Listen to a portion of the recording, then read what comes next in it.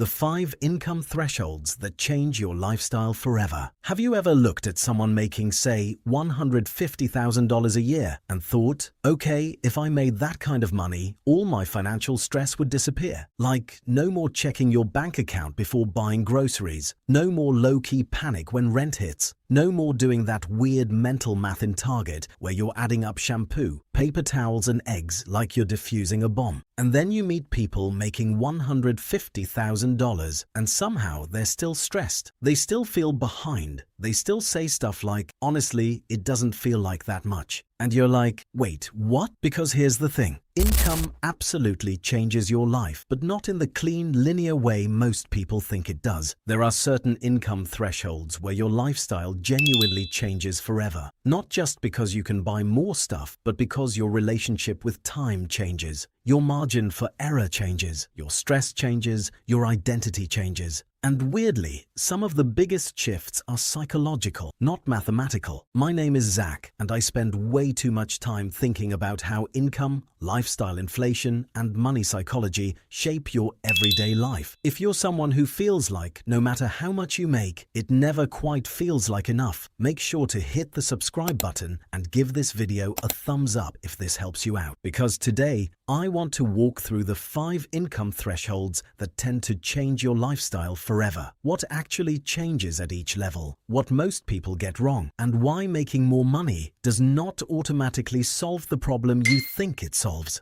And look, I know income is relative. Cost of living matters, family size matters, debt matters, taxes matter. Making $80,000 in a small town is not the same as making $80,000 in San Francisco. But even with all that, there are still broad thresholds where the average person's life starts to feel meaningfully different. And to understand why, we need to challenge one of the most common assumptions in personal finance, that more income creates more freedom at the same rate forever. It doesn't. At first, income buys survival, then it buys breathing room, then it buys convenience, then status, then optionality. And those are very different things. According to US Census Bureau data, median household income in the US has been around the mid-$70,000 range in recent years, depending on the survey and year. Meanwhile, Bureau of Labor Statistics consumer spending data shows that housing, transportation, food, insurance, and healthcare swallow the majority of most households' budgets. In other words, for a huge number of people, extra income is not going toward yachts and nonsense. It's going toward basic stability. That's why the first threshold matters so much.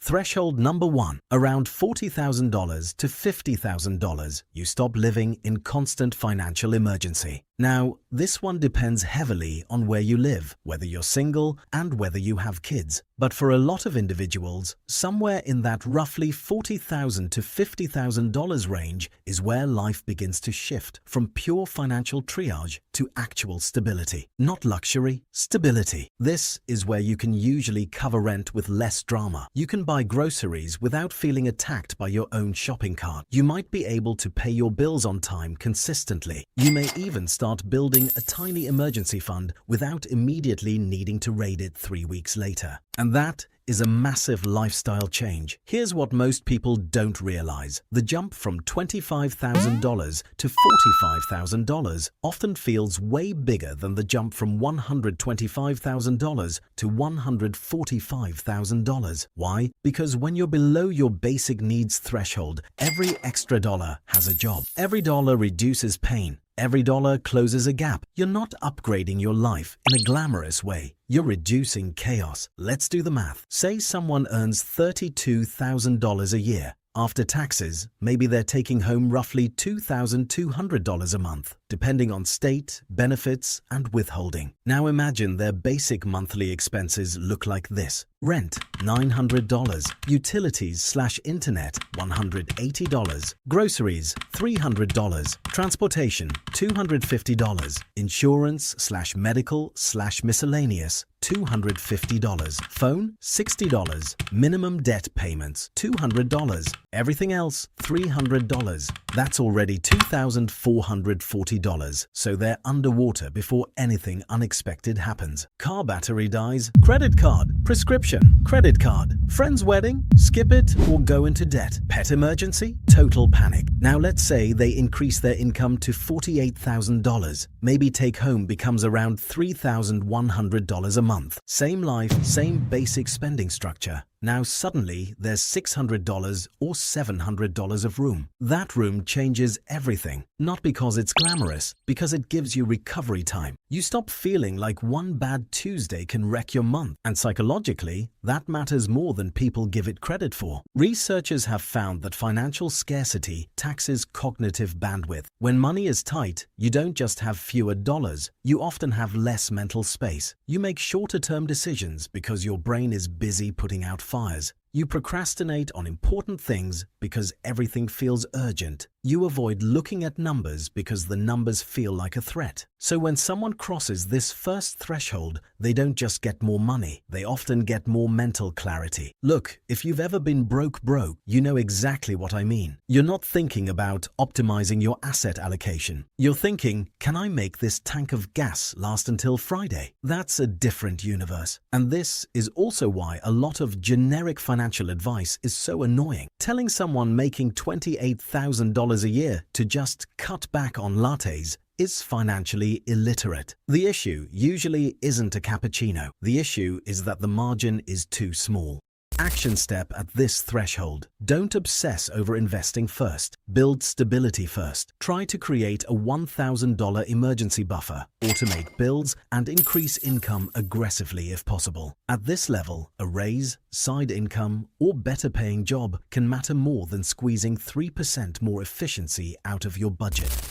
Threshold number 2, around $70,000 to $85,000. You gain real breathing room. This is where life starts to feel less like survival and more like management. Again, location matters. In some cities, this still feels tight. In lower cost areas, this can feel pretty solid. But for many people, once income moves into this range, the most important shift is that your money stops being entirely reactive. You can plan. You can actually think in months instead of days. Maybe you can handle a deductible. Maybe you can take a vacation without financing it. Maybe you can contribute to retirement and still live your life. Maybe you can replace tires without acting like the universe personally targeted you. This threshold is sneaky because it's often the first time people feel, okay, I'm doing pretty well. And that's where the danger starts, because this is also the exact range where lifestyle inflation begins to get really seductive. You move to the nicer apartment, you get the car with the upgraded trim, you say yes to more dinners out because technically you can afford it. You start using convenience as a reward for working hard. And to be fair, some of that is completely reasonable. The point of making more money is not to live like a monk forever. But this is where a lot of people accidentally lock themselves into a high-functioning broke lifestyle. They're making decent money, they look successful, but they still don't have much flexibility because every raise got pre-spent. Let's use a simple example. Say you go from a $50,000 salary to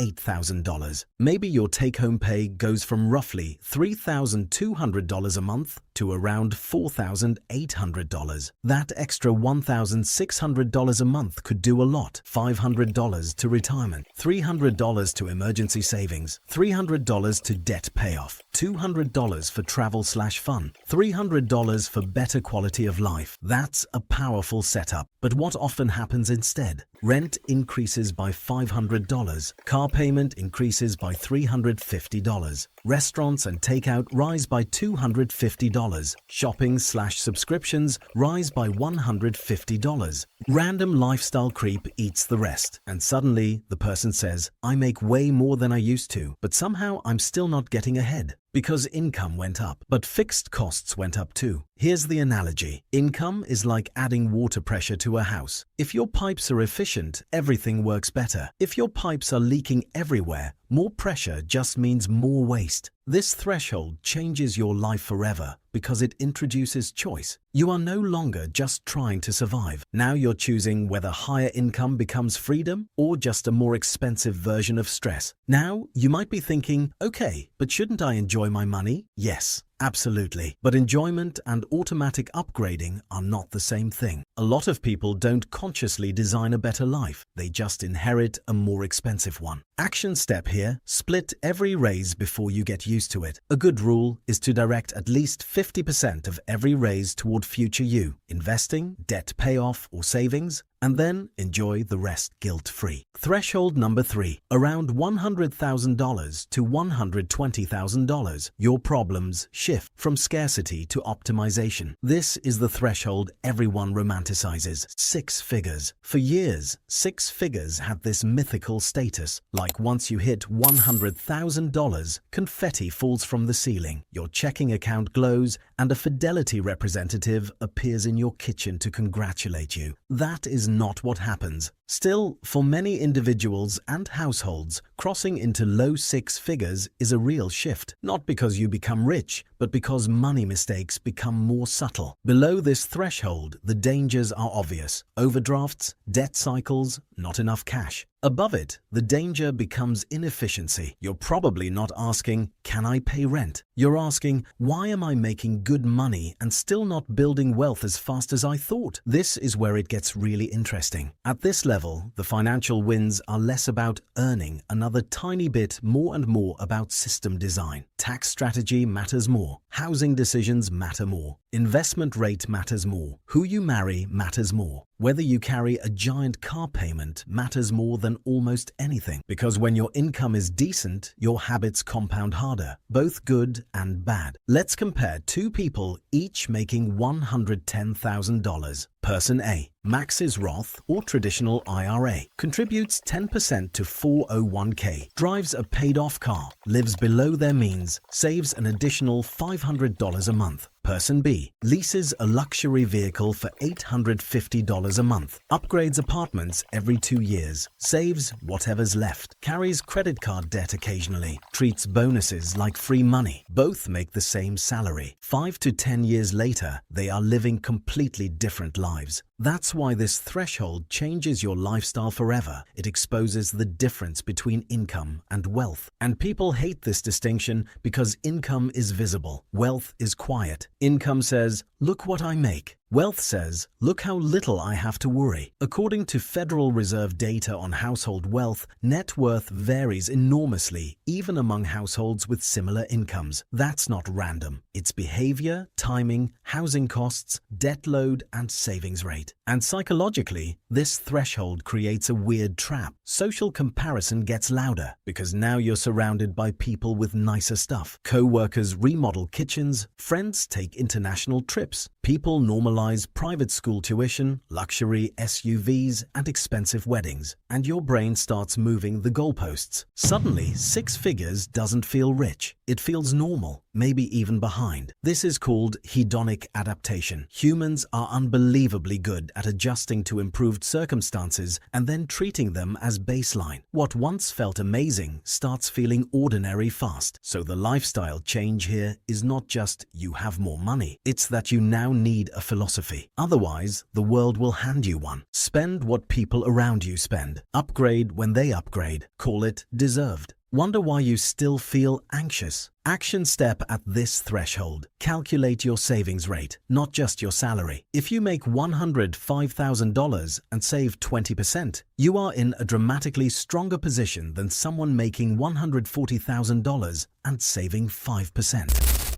Threshold number 4, around $150,000 to $200,000 you can buy. Convenience, time, and optionality. Now we're entering the range where people often expect to feel rich, and depending on your city, your debt, and your household setup, you might feel comfortable or weirdly squeezed, or both. But this threshold brings a very specific kind of power. You can begin outsourcing friction, and that matters a lot more than most people think, because wealth is not just about what you can buy. It's about what you no longer have to spend your time and energy doing. House cleaning, meal delivery, closer housing to reduce commute commuting, childcare help, better healthcare access, paying for reliability instead of the absolute cheapest option. These things don't always look flashy, but they can dramatically improve daily life. This is why two people making the same high income can feel radically different. One uses money to create margin. The other uses money to signal success. One buys back time, the other buys visible upgrades. And visible upgrades are tempting because status is public, convenience is private. Nobody sees your lower stress. Nobody compliments your emergency fund. Nobody claps because you paid for the direct flight instead of the 6 a.m. layover nightmare. But those choices often improve life way more than status purchases do. Here's a math example. Say a household brings home $11,000 a month after taxes. Option A, mortgage/rent, $4,200. Car payments, $1,400. Dining/shopping/subscriptions, $1,800. Childcare/other fixed costs, $2,200. Savings/investing, $1,400. Option B, mortgage/rent, $3,200. Transportation, $600. Convenience spending, $800. Childcare/fixed costs, $2,200.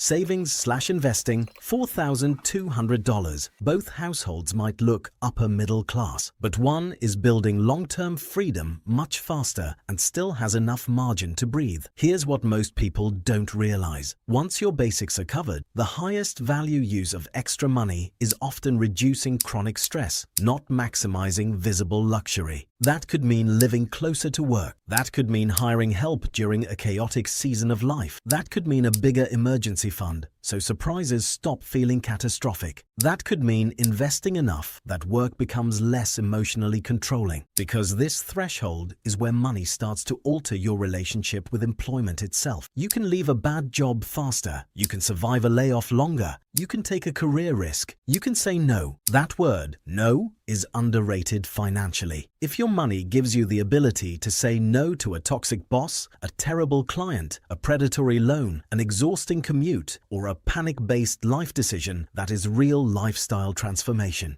Action step here. Ask yourself one question. What am I spending money on that looks impressive, and what could I spend on that would actually make my life better? Those are often not the same answer. Threshold number 5, around $250,000. You enter the world of compounding choices. Now, obviously, in very high-cost areas or with multiple kids in expensive cities, this level may not feel absurdly wealthy. I get that. But for most people, once household income moves beyond roughly $250,000, the game changes again. Not because spending stops mattering, but because investing, taxes, and large fixed decisions start dominating outcomes. At this point, one of the biggest questions becomes, are you converting high income into lasting assets, or are you just running an expensive machine? Because a household making $300,000 can absolutely still feel cash poor if they've stacked a huge mortgage, private school, luxury cars, high recurring lifestyle costs, travel that always escalates, minimal investing relative to income. And from the outside, they look rich. Internally, they may feel trapped. This is where people discover a brutal truth. You can out-earn your old problems and still create new ones just as fast. This threshold changes your lifestyle forever because every major decision now compounds. A 5% difference in savings rate is no longer small. A tax mistake is no longer small. A housing decision is no longer small. An expensive divorce is definitely not small. A decade of lifestyle inflation is enormous. Let's say household A earns $275,000 and invests $60,000 a year. Household B earns $275,000 and invests $20,000 a year. If both do that for 20 years at a 7% annual return, the gap becomes massive. The household investing $60,000 per year could end up with roughly $2.46 million. The household investing $20,000 per year could end up with roughly $820,000. Same income, very different life. That's not a rounding error. That's a different future. And this is why high income is powerful, but only if it's paired with intentionality. Because above this level, you are often no longer limited primarily by income. You are limited by decision quality. This is also where work can start becoming optional earlier than people think, but only for those who resist the pressure to fully inflate their lives to match their earnings. Look, a lot of people hit high income and unconsciously sign an invisible contract. I will spend at a level that requires me to keep earning this forever. That's dangerous, because the bigger your life gets, the less freedom your income actually gives you. A high-income person with low fixed costs is powerful. A high-income person with giant obligations is just well-paid and fragile. Action step here. Build a freedom gap. That means creating as much distance as possible between what you earn and what you require to sustain your life. That gap is what turns income into power. So which threshold actually matters most? Honestly, the most life-changing threshold is not a universal salary number. It's the point where your income exceeds your required lifestyle by enough that you can breathe, plan, and choose. That's the real shift. For some people, that happens at $55,000. For others, it's $95,000. For others, even $200,000 doesn't feel like enough because their fixed costs are out of control. And that's the part nobody wants to hear, because it's more fun to believe in a magic number than in behavioral discipline. But the magic is rarely the number itself. It's what the number allows you to stop doing. You stop panicking. You stop reacting. You stop needing every paycheck. You stop saying yes out of fear. You stop confusing appearances with security. That is the lifestyle change people are actually chasing. Not just nicer stuff, safer choices, calmer mornings, more room, more leverage, more control. So if you want to use these thresholds well, here's the practical game plan. First, identify which threshold you're actually in right now, not emotionally, mathematically. Second, ask what your next dollar should do. Should it reduce chaos, build savings, pay off debt, buy back time, increase investing? Third, avoid upgrading fixed costs too fast. A nicer dinner is easy to reverse. A giant mortgage is not. Fourth, measure freedom, not just income. Track your savings rate, emergency fund, debt load, and fixed monthly obligations. And finally, remember this: money only changes your life forever when it changes your level of dependence. That's the whole game.